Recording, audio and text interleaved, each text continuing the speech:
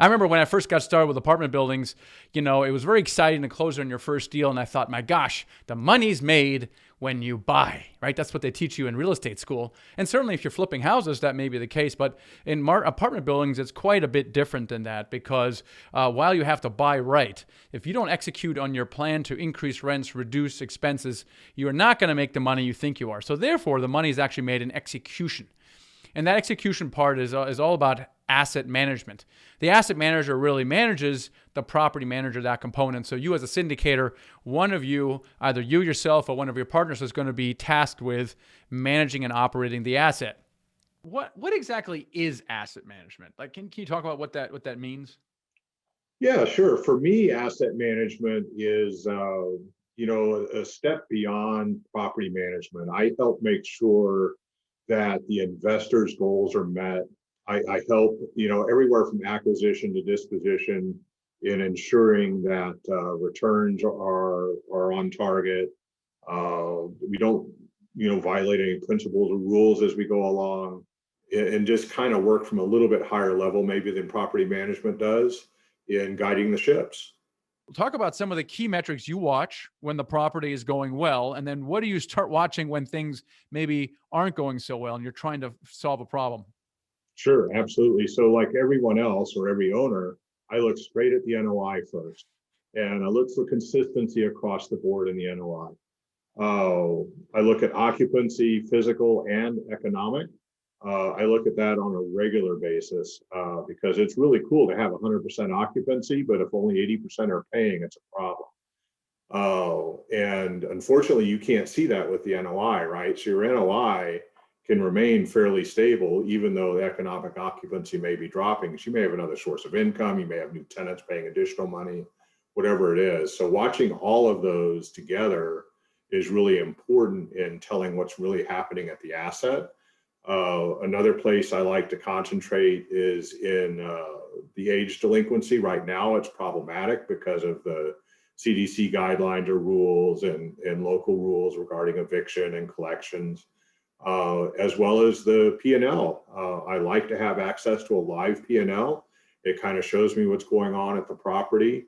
It lets me know how much attention the manager might be paying to it when I look across and I see a missing bill or something. Uh, so I monitor, a little bit of everything, but those are the areas where I concentrate. And leasing, of course, what kind of closing ratio they have. If they have 20 prospects come in the office, but they only get one lease, why? Is it because we don't have the right floor plan, or is it because the product isn't what they're looking for, or is it the rent, or is it the person doing the leasing? So those are all things I look at routinely at every property. Now, how do you know this, right? Because you call up the leasing manager and they're like, yeah, I'm doing a great job. Or they're saying, well, the units suck. Meanwhile, they suck, right? Like, how do you know? How do you discover the truth? And let's pick on this leasing problem. I mean, leasing is, I think, is one of the hardest things for property managers to get right. How do you discover what the problem is? Well, I always start with the people because, honestly, a good salesperson can sell anybody anything, right? And the same thing happens with leasing. If they like the people in the office enough, they will rent an apartment from you. But, it really is. It's looking at the comps, what's in the area, and getting a hold of that, and then communicating that you know that information to the office staff. If they know that I know what the other apartments are leasing for, then that kind of shortens the conversation a little bit, right? They can't say, well, it was property A down the street because their rent's cheaper, because I already know what's going on with property A. So that's kind of where I start. And, you know, from over time what a closing ratio should look like. Absolutely. Yeah. Asking the question lets them know you're watching, right? And you're absolutely right. It's really cool. You can take a P&L or a T12 or a GL, and you can click all the way down to the invoice on most property management softwares now and see exactly what it was for. But it's still important to ask that manager, that regional manager, about that expense so that they know that they're being watched. They know that somebody's keeping an eye on what's going on. Yeah. So, talk about the in-person component. How frequently do you visit properties, and then what do you do on these visits? Yep. So I visit at least monthly. If there are issues or projects going on, I'll visit more frequently as needed. I spend my time walking vacant units, visiting with all of the staff. So I visit with, of course, the regional manager if they're there, and the property manager. But I also like to speak with the leasing agents to get their feel for the property and how leasing is going, because they're the ones that have to sell it. So I like to probe and see if there's something missing, some tool that they may need, or help that they may need to get another dollar, another $10 per month, whatever it might be. I also visit with maintenance to see, kind of the same thing, whether or not they're missing any tools that they might need in order to accomplish work orders more quickly or more efficiently, or if there's some systemic problem that they're seeing that hasn't been reported by management. Are you seeing a bunch of tub leaks or air conditioner calls, whatever it might be?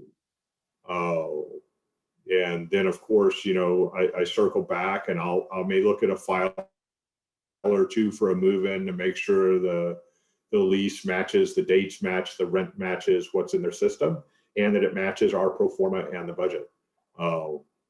So all in all, a solid day at each property, maybe a little bit more depending on how big it is and whether or not it has projects going. So in the beginning, Daniel, I thought that property managers handle all this stuff, and maybe they do up to a certain size. When does that stop working, right? Like when should you stop? At what size or situation should you not have your property management company handle construction or renovations? So honestly, I don't think they should at all, unless it's just absolutely necessary on ownership's part if you don't have another way to do it. It's not technically a conflict of interest, but it's a distraction that they don't really need. So a lot of management companies have a construction division or a maintenance division that'll come in and do that sort of thing.